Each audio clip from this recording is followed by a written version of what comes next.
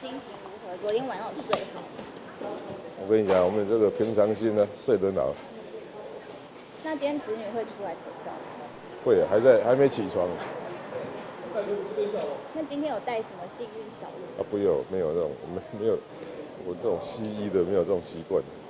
其实说像那你经过这么长的努力之后啊，然后今天要投票，你的心情这一路走来感想是什么？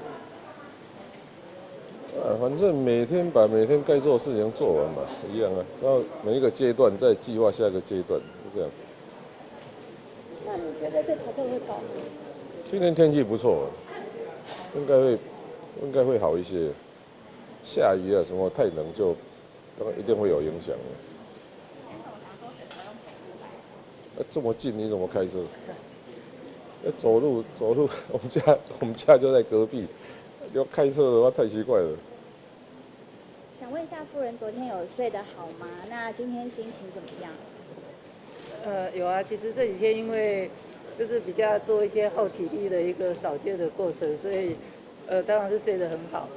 那我觉得主席应该也是睡得很好，因为他鼻子过敏哦，睡到都打呼了，所以我相信他是睡得很熟。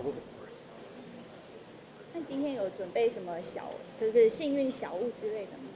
没有啦，平常没有那个习惯。我今天是把他以前身上一些别针都把它拔掉，但并没有特别给他加一个自己的幸运的小物，没有，以前没有那种习惯，对不对？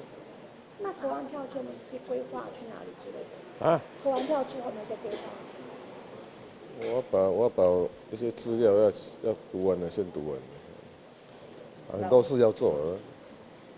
好了，没事，来投票了。家里要把它再打扫一下，因为好久没有好好的把家里的环境稍微清洁一下了。